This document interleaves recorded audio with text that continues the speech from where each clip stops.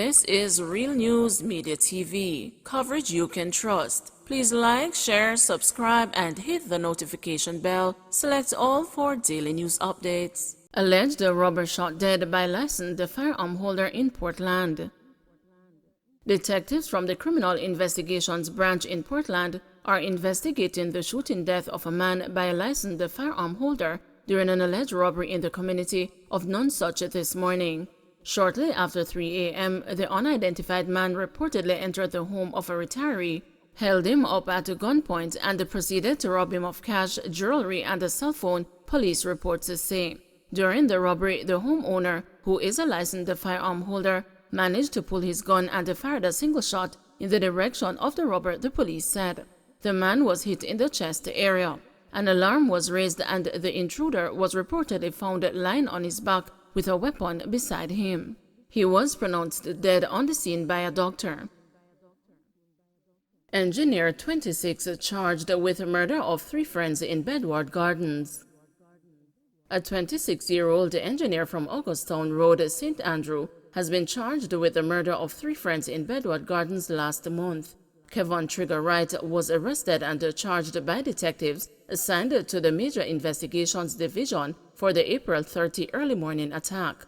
Wright has also been charged with wounding with intent, illegal possession of firearm and ammunition. He was charged on Saturday after a question and answer session with his attorney. A court date was not included in a statement issued by the Jamaica Constabulary Force this afternoon.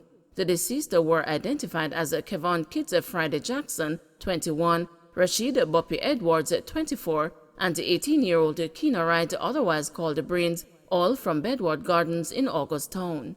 About 4:40 a.m. on April 30, a group of men were playing a game in a section of the community when Wright allegedly approached them and opened gunfire, the police say.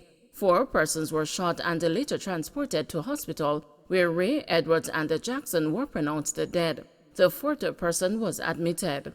The 3 men who residents said were joined at the hip were longtime friends who were out playing board games at their normal hangout spot just a few feet from their respective homes after returning from a party the night before.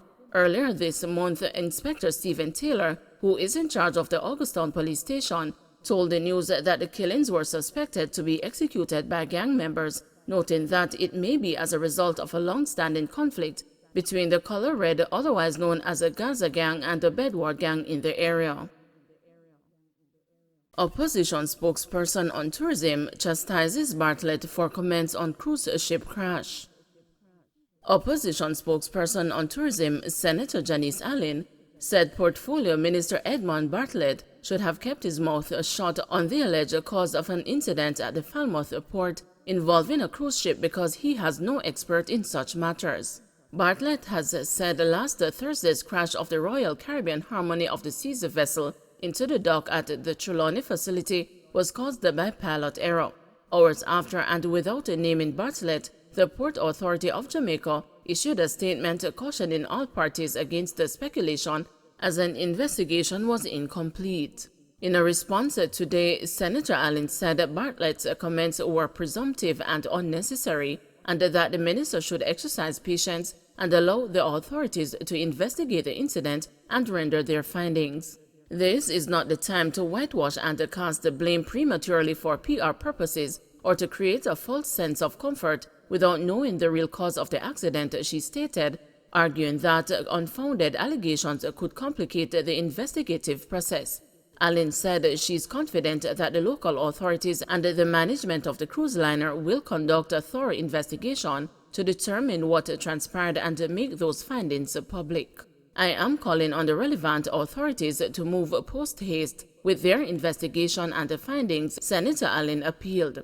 The PAJ says it is following the Pilotage Act, which outlines how the investigation should be approached. It includes appointing an investigator and getting a report from the ship's pilot. Based on the investigator's report, the PAJ may opt for a formal inquiry. The PAJ says a mooring dolphin, a structure that helps to secure ships in the port, was displaced and will require reconstruction. The cruise ship's journey was not disrupted. 4 shot in Trelawny, 2 fatally by gunmen dressed as soldiers.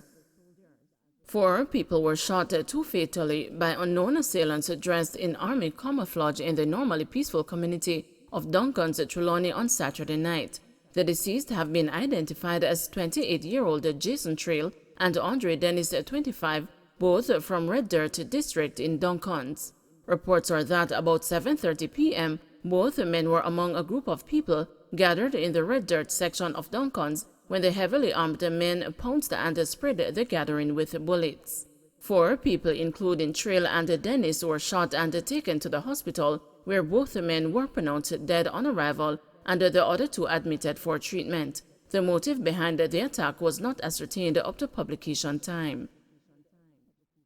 No motive found yet after 9 shot, 1 fatally on Dunmore Close. The police are yet to establish a motive for Saturday morning's shooting of 9 people, 1 fatally on Dunmore Close, Kingston 19. The dead man has been identified as Sanjay Cousins, 32, a resident of Ambrook Lane in Kingston 10, who died after being shot in the head, chest, and both hands. 3 women, one of whom is a 17-year-old, are among the injured, who have all been admitted to hospital.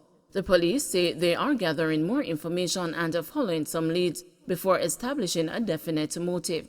They say as further investigations are conducted, more information will be released. It is reported that about 12:20 p.m., the 9 were among a group of people gambling at the premises when they were accosted by gunmen who opened fire.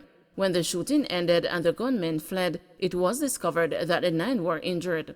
They were rushed to the hospital where Cousins was pronounced dead.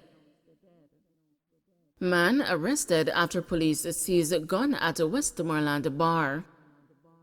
A man was arrested in connection with the seizure of a gun during a police patrol in Cornwall Mountain in Westmoreland on Saturday night. The Savannah Lamar police say about 9:15 p.m., some officers were working in the area when they observed a group of men standing at a bar. As the police approached, one of the men reportedly ran. The police made inquiries and one man was allegedly seen removing an object from his waistband. He was accosted, the object retrieved and found to be a Beretta 9mm pistol with a magazine affixed containing 11 9mm rounds of ammunition, the police say. Code of conduct to govern small lenders now with Bank of Jamaica. The Consumer Affairs Commission says a code of conduct has been drafted to govern how microcredit institutions should operate when the Microcredit Act takes effect in July. The law, passed in 2021, will provide a regime for the licensing and regulation of MCIs that provides loans to individuals and operators in the micro, small, and medium-sized enterprises sector. The CAC was named in the Microcredit Act as the agency responsible for investigating and handling all complaints made by customers against the MCIs. CAC Chief Executive Officer Dulcie Allen says the draft Code of Conduct has been submitted for review to the Bank of Jamaica, which has the regulatory responsibility for MCIs. We are awaiting the feedback, and as soon as we receive it, we will be reaching out to the major stakeholders to get their input, said Allen in an interview with the news. The Code of Conduct, when finalized, will include the name, occupation, and the place of residence of the borrower, the business of the parties, the date on which the loan was made and disbursed, the loan amount, the terms of repayment, and the interest rate charges. Allen said the intention of the Code of Conduct is to minimize disputes. We want an agreement. We don't want to be imposing something on the microcredit institutions. We want it to be a cooperation where both parties sat and put something together that is going to be accepted by both sets of persons, said Allen, adding that ultimately the CAC has a responsibility to protect consumers. Meanwhile, Dr. Blossom O'Mealy Nelson, co-chairman, Joint Advocacy Committee, representing the microfinance sector, said the development of the Code of Conduct is welcomed by its members. She said that regulation of the sector is intended to raise the profile of the MCIs, thus putting them on another level. The Advocacy Committee, which represents members of the 2 formal microlender organizations, the Jamaica Association of Microfinancing and the Jamaica Microfinancing Association, has been unhappy about various aspects. They have lamented that the fit and the proper requirements may be too onerous on businesses. Up to last month, about 20 members of a JAMFIN were said to be applying for microcredit licenses. Fewer than 100 of the estimated 200 microlenders who operate in Jamaica are members of either association. Many operate informally and below the radar, a situation that the licensing regime is intended to change. Don't forget to like, share, subscribe, and hit the notification bell. Select all for daily news updates.